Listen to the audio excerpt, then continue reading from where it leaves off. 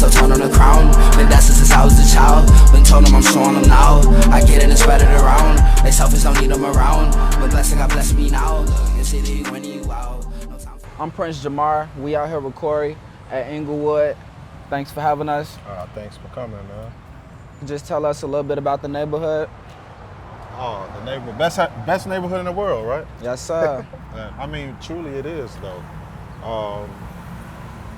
Englewood is a lot of positivity that you never get to hear about. There are a lot of different organizations and people that wake up every day and are dedicated to the community to make it better. So yes. It's a lot of positivity going on. It's just outweighed by what the media and the perspective of Englewood is throughout the rest of the city and the world because of what they see negatively. So the things like the positivity is really never brought to light unless, it's something that came from a negative thrown situation. Yes. So.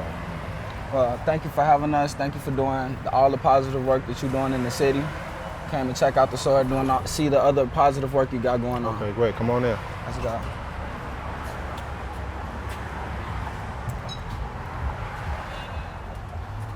All right.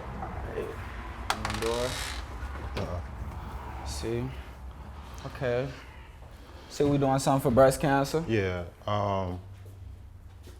I mean, I just thought that it was very important because it's something that our communities are definitely taking a hit on, not just the breast cancer, but cancer and a lot of other illnesses daily as we speak. So those things are all things that happen on a daily basis, and we go through these, and sometimes the trauma from this and the lack of mental health support and the lack of just overall support is very traumatic. So my dedication to it was just to show that we too care. So I'm doing a surviving breast cancer tribute to some of the people that I know. So a percentage of the money that's made off of the shirts will go to them in their stride for not only, because I have a few that are in remission. Yes. So just for their treatments, because they still have to go the doctor appointments and things like that. So, I mean, they may not contribute a lot, but it's something that we could to give to them. Definitely beneficial. Yeah. Yeah, and it's very unique. the city when you out. No time for the messing around. My essence, so turn on the crown. Been that since I was a child. Englewood Branded came about because I looked at all of the negativity that they publicize about us, and I also looked at all of those things, how it was when I was coming up. And coming up, I never had those situations. I mean, as a kid, of course, you're gonna get altercations and things like that. However, never joined a gang, never sold drugs, never held a gun, never been locked up. I had neighbors and those guys that were doing activities keep me away from it. So I looked at how, I know you've heard it takes a village, and I literally had a village around me. So although things are different now, that's what has kind of catapulted me into trying to be able to rearrange the village. So at the end of the day, it's just about trying to get that atmosphere back to where not only the youth feel safe, but the youth can see that there are positive things going on that they could be a part of and excel as well. When I decided to take on this challenge, I knew that I would be taking on a lot. I knew I would lose a lot. But then I also knew that I would gain a lot and possibly make an impact that could forever change some people's lives. I was branded right here, established right here in Englewood. No matter where I went, I still had Englewood in my mind, and Englewood state of mind. And when I say that, I don't mean the Englewood state of mind that the people put upon us. I mean the state of mind of change, to make things different, and better in whatever way that you could provide that, because there's so many people that's doing it. And it's kind of like Voltron. If we can get all of these community organizations to really come together to form the head, then we can really make a great impact. And there's already a great impact being made now, don't get me wrong, but it's so much better together. And that's what this is really about, trying to engage with and communicate with the youth, because there's so many shut doors, and a lot of times people give up on them because of the things that they hear about, maybe one or two of them, and they apply it to the masses. So that's one of the things I want to do differently. And dealing with the showing love, give back to the community, what type of projects have you done in the past that you felt made an impact upon Englewood? I think the biggest impact that I made was actually putting a store here, because the kids get to see it every day, and they get to see someone of their skin tone from their community that is here every day to greet them, speak to them, or just be there.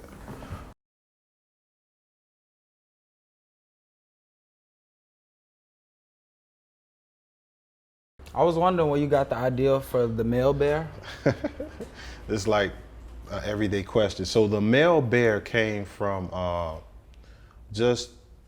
lot of people used to call me a teddy bear, but I didn't But So you the icon in a way. Nah, not really. The icon came about, to be honest, was trying to connect Englewood Branded to the youth. Yes.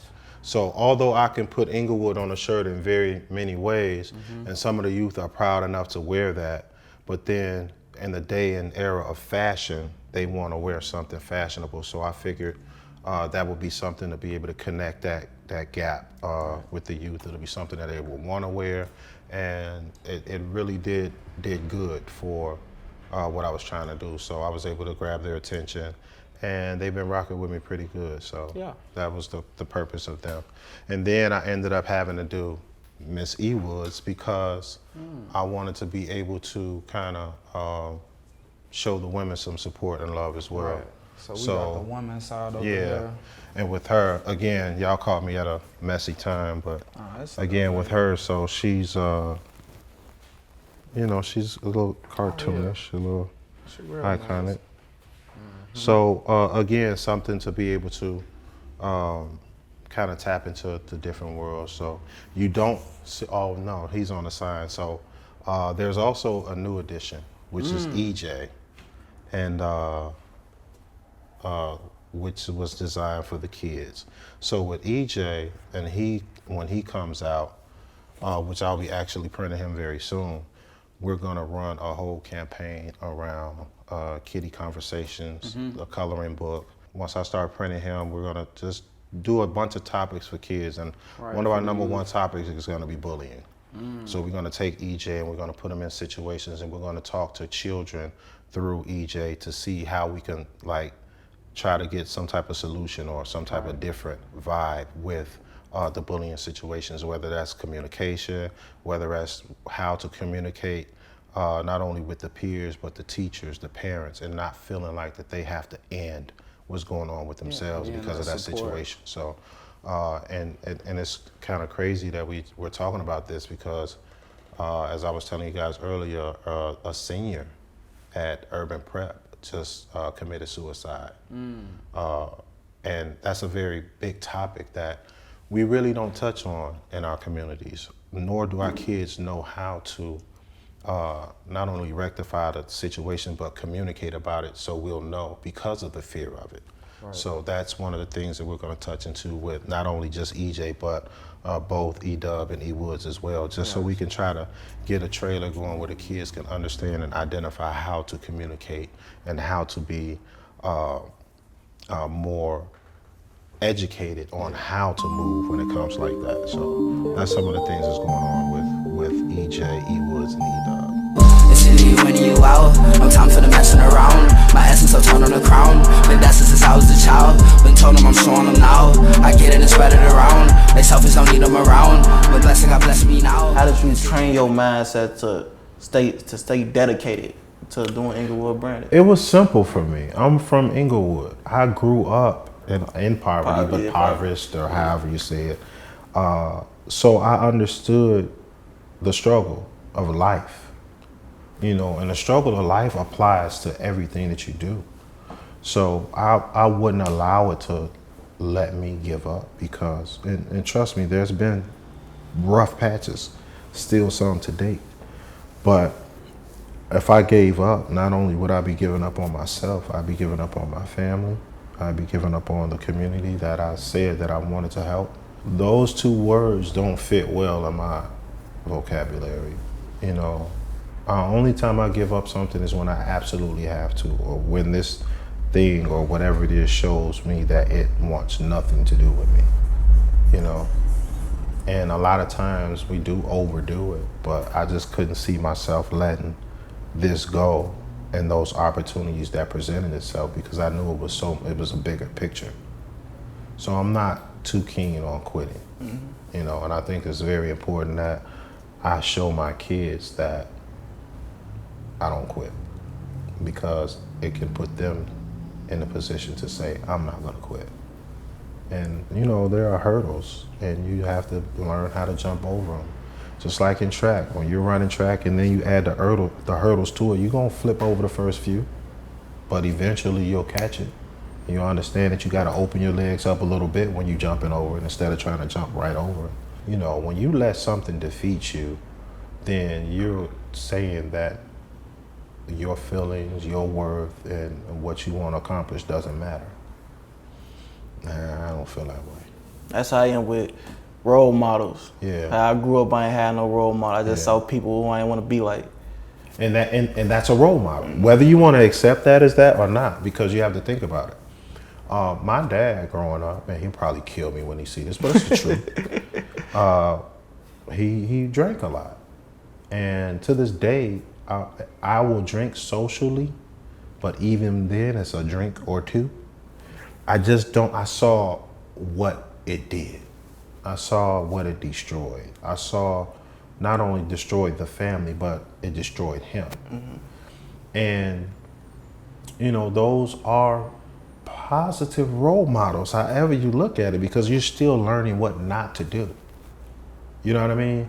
And a lot of people may look at this and say, well, that's not a positive role model. Well, it turned out to something positive in your life because you knew what not to do. You know, so a lot of those, I looked at a lot of people do wrong and do things that didn't necessarily turn out right for them. So why would I do the same thing? You out, no time for the messing around. My essence of turn on the crown. So yeah, a lot of I'm trying to learn to cater more to the women, because they like to dress. Well, they actually buy more than the men buy. But not only that, it's just like sometimes I wanted to be able to provide something for everybody. Yeah. So here you'll be able to find something for the kids, something for the men and women. And all races, all colors. I have no type of, I want everybody here. I don't care who you are. If you're in the community or you know about the community or want to support the community, then you should definitely come in. A percentage of everything that I make here goes toward youth events. Yes. So on the regular clothing, it's like I take that and that percentage, I put it into like events that I just did one. We did a community meet and greet. It was a free barbecue. People came out. Not only did we feed, but we had an opportunity to communicate and learn who our neighbors were. Yeah. A lot of times we walk past each other and not even speak. And it's not that, it's just how we were taught. Yeah. You know, we were taught to mind our business and keep it walking. Or I don't know who you are, so, you know. And then a lot of it is just survival mode. So I'm trying to be able to figure out a way to break the survival mode and get everybody to communicate and understand that we have to take care of our community. Yes, sir. Yeah. So that's with that. And then another piece to that. So as I stated, a percentage of everything else goes towards that. Right. But this piece over here is more specific because it's working towards peace in Englewood. Okay. So with doing this, I understand that we have to be able to communicate on all levels and all partners within the community, whether it be organizations, businesses, or whatever, to wrap our hands around and make something better of the situation. So with these tees, hoodies, and long sleeves, 100% of that proceeds goes to the youth programming and community projects. So when I'm doing projects outside on the vacant lot on a corner, or whether in the store, once this is purchased, 100% of this pot goes into that. So, and I did that because it's difficult to ask people for money to donate. Yeah. You know, and when you're asking, and also when I did it before I completed my 501c3 status. So instead of me having to take everything from there, Right. I can donate myself into what can go into this. And then once you buy this shirt, not only did you make your donation through this, but you have a piece of what it is. So, yeah, so that's what this is about. So again, 100% goes towards youth projects and programming, and the things we do out in the community, like the barbecues, the meet and greets, or just anything in general for the kids. Yeah.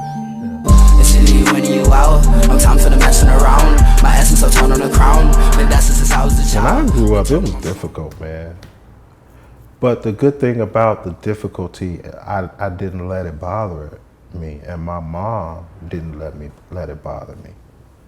You know, of course, I grew up, I had times where we had no lights, and times where we had no gas. And I went to high school with holes in my shoes. That's why I'm so addicted to shoes now. So like now I just like, it's always, I have to have, and I've slowed down once I had my kids, but once I got my first job, it wasn't a pair of shoes that came out that couldn't pass me. That's how I felt. Well, that's how I feel now. Yeah, because I used to go to school with holes in my shoes, and I went to Englewood High School, and I'll never forget my buddy, who I thought was my best buddy, Johnny.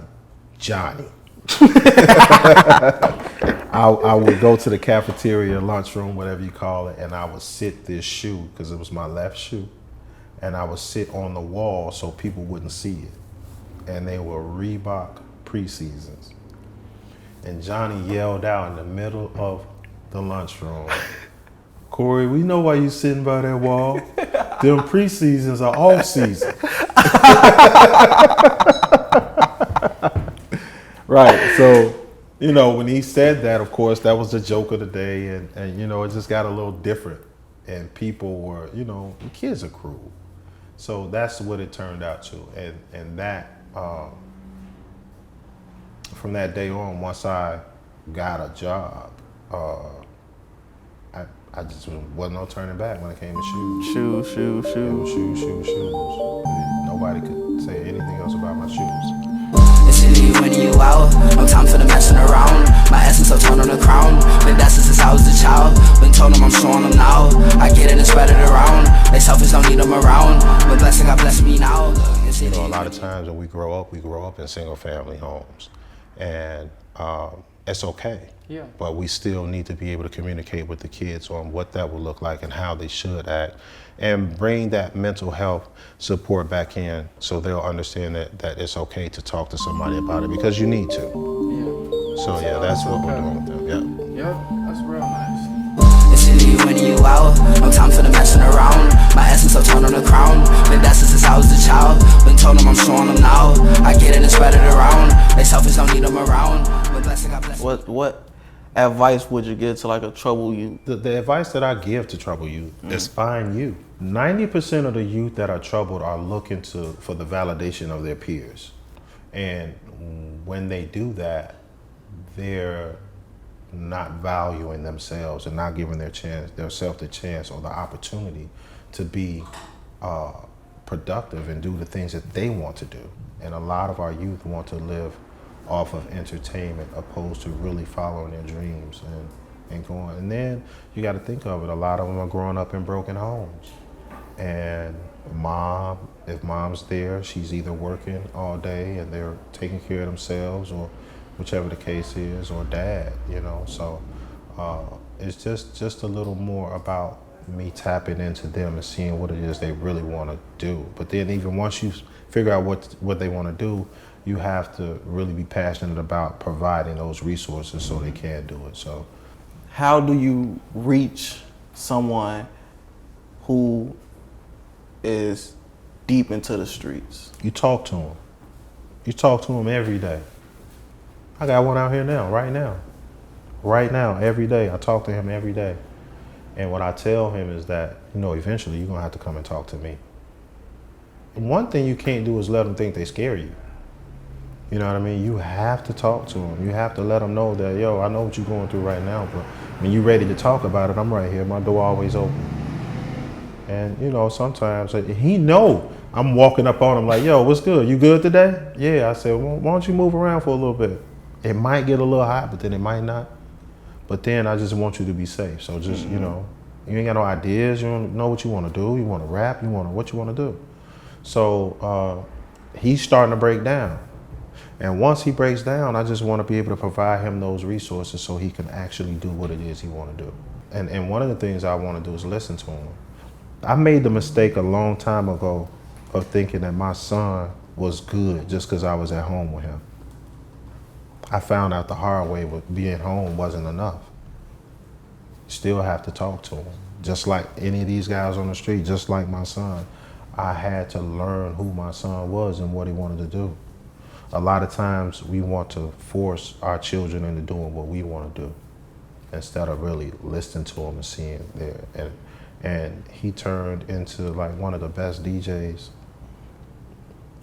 He cold. Period. You know what I mean? So for him, I had to learn that through him. I had to learn how to listen to him. And we just recently, like I'll say probably about 6 months ago, really starting to get on the same page. Because it's easy to be a part of someone's life and take for granted that the fact that because you made them, that everything is okay because you're there.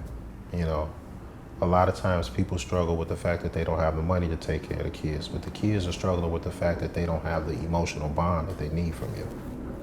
So, it's just creating that bond, that's all. That's dope. It's dope what you're doing here. Thank you for having me on here. Oh, anytime. Thank man. you for being my interviewee. Thanks for coming out, man. I appreciate you guys. It's good what you're doing, blessings. All right, cool. The city when you out, no time for the messing around. My essence, I'll turn on the crown. Been that since I was a child. Been told them I'm showing them now. I get it and spread it around. They selfish, don't need them.